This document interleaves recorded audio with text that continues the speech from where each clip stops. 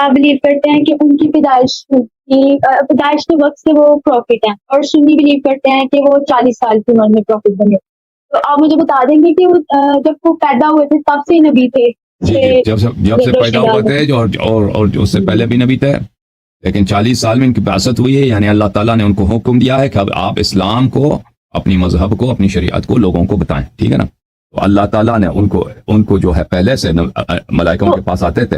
पहले वो कैसे नबी थे?